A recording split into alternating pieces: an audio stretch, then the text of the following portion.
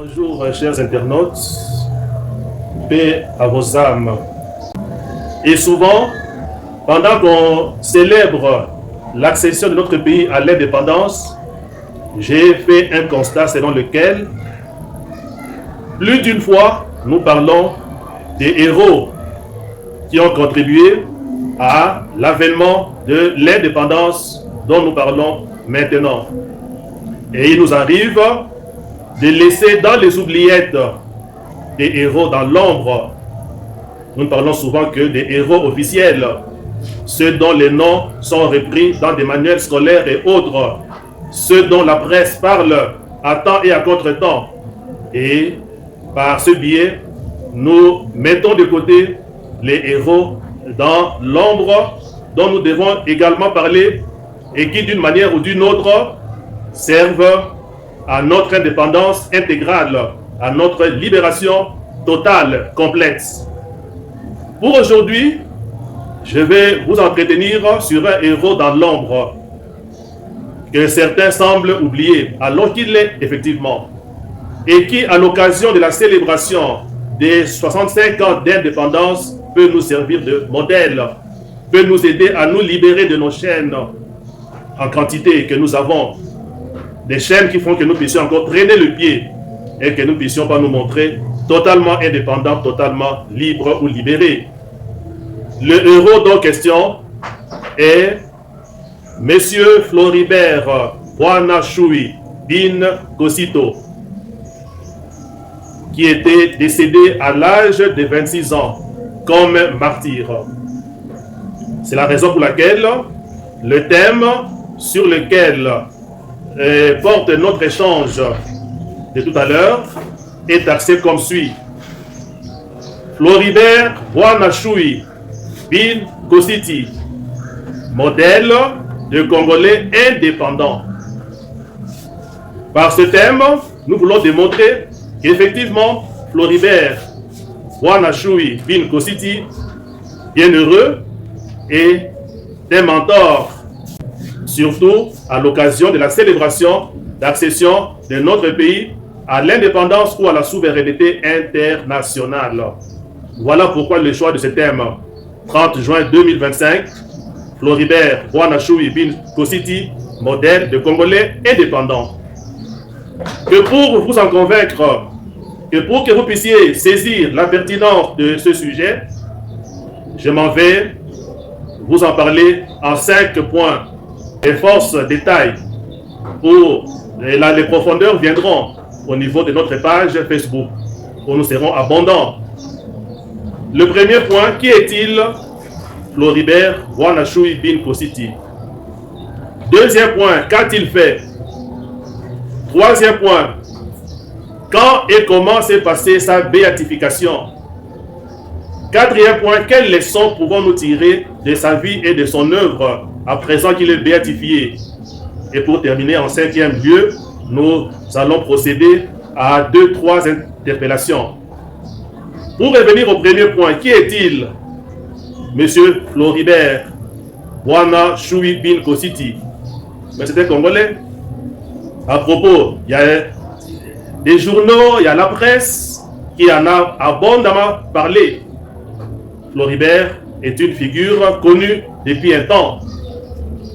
Il a vécu à Goma précisément, donc dans la partie est de notre pays, qui est en ébullition à l'heure qu'il est, dessus de la guerre trentenaire qui nous est injustement imposée.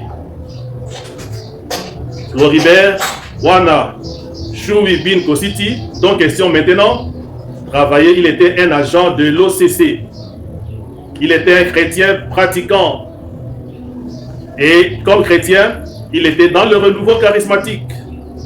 Comme chrétien, il était dans la JEC, J-E-C, comme mouvement chrétien. Et il était aussi membre de la communauté Sant'Egidio, qui table ou qui a compilé les pauvres, une communauté catholique qui met beaucoup d'accent sur la pauvreté, ou les pauvres. Une communauté qui met également l'accent sur la paix et qui contribue beaucoup à ce que la paix advienne dans nos États, dans nos communautés. Sante Egidio, qui milite également pour la justice au sein de nos États, au sein de nos communautés. Une communauté priante, où la prière est un refrain. Voilà, il était membre de la communauté Sante Egidio, à partir de Goma, en dehors du fait qu'il était membre du renouveau charismatique et du mouvement GEC. Il était un chrétien avéré. Et comme membre de la communauté Sante Egidio, il aimait beaucoup les pauvres, les laissés pour compte, les Anawim, les pauvres de Yahweh, entre autres les enfants de la rue. Il était un homme de paix. Il était un homme juste, surtout envers ceux qui n'avaient absolument rien. Il devrait partager avec eux, fondé sur l'idée de la justice, fondé sur l'idée du devoir de donner, de partager du peu que l'on a à ceux qui n'en ont pas, parce qu'il est un droit pour eux également. Et il était un homme de prière. Il avait une forte dévotion mariale. Pour passer au troisième, avant de passer au troisième point, toujours sur ce deuxième point, qu'a-t-il fait, Floribert Boanachui Bin Kositi, pendant qu'il travaillait à l'OCC? Tout le monde sait que l'OCC, c'est l'Office congolais de contrôle. C'est un office, c'est une société, une entreprise publique qui contrôle l'entrée de tout ce qui est produit vivrier dans le pays, la RD Congo. Alors, voyez, après le temps de travailler, oui, à l'âge de 26 ans seulement, licencié en droit, juriste de formation, il s'est opposé à ce que des produits, des vivres avariés puissent entrer dans le pays par le Rwanda. De suite de cette opposition, il sera enlevé et il sera abattu. Et le 8 juillet, on va retrouver son corps pendant qu'il était enlevé par des brigands la veille.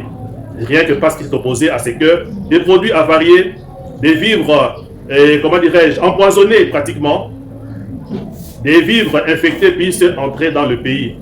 Pour ne pas causer du tort à ses compatriotes, il s'y est opposé et il a trouvé la mort dans ces circonstances.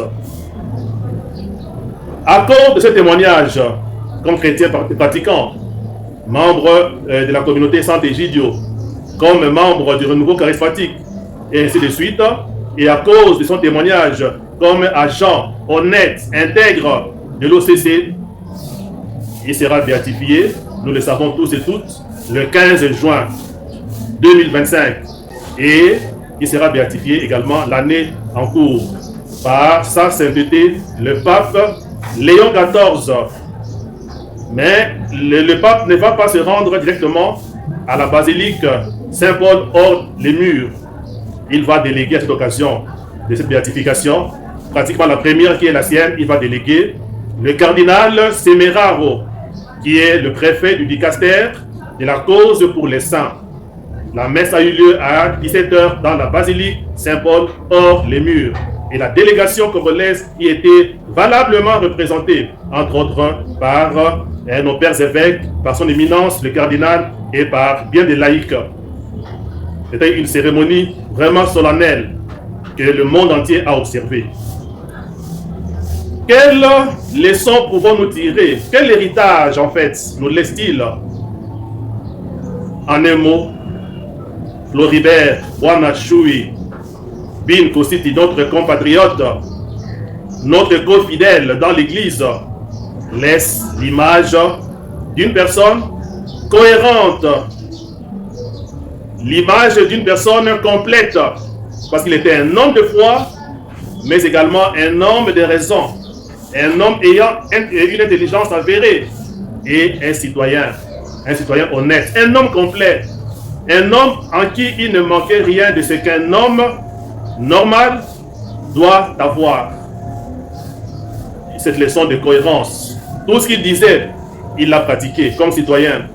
Tout ce qu'il professait par sa foi, il l'a pratiqué, il l'a démontré par ce refus de pouvoir donner accès à des produits vivriers, infectés, avariés, pourris, pour que ses compatriotes ne puissent pas en être infectés et subir des conséquences néfastes. Floribert Wanashui Bin Kositi a milité pour la dignité humaine, pour la dignité des compatriotes que nous sommes. Il a milité pour la justice. Il a prouvé que c'était injuste que pour lui de pouvoir permettre à ce que des produits avariés entrent dans le pays. Et malgré le fait qu'on lui a proposé autant d'argent, une somme importante d'argent, il a dit non à cela. Il s'y est opposé catégoriquement. On lui a proposé le pot de vin, la corruption. Il y a dit non.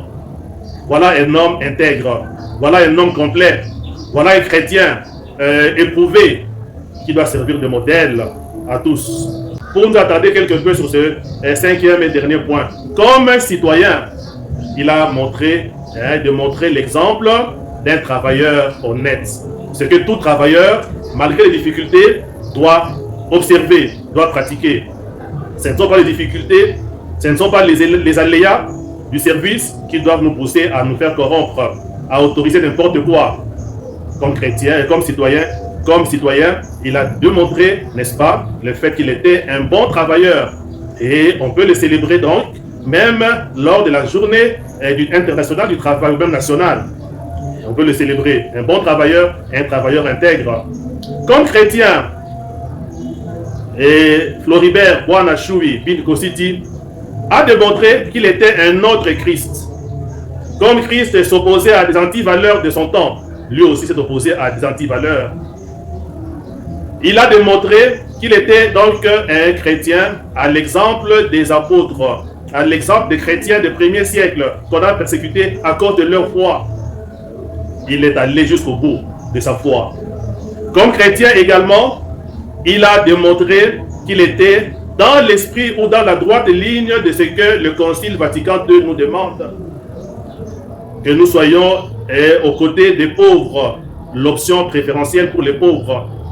M. Floribert Wanashui Bin Kositi l'a démontré. Il était un homme de gauche, un homme qui ne s'est pas placé dans le camp des riches ou des grands de ce monde. Il a pris parti pour les pauvres, entre autres des enfants de la rue, et même pour tous les Congolais.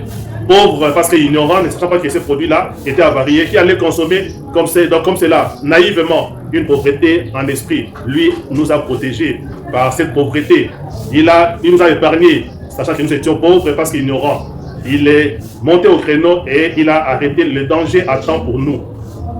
Et il a démontré également comme chrétien qu'il était pratiquement son martyr ressemble à celui de Saint Maximilien Kolbe,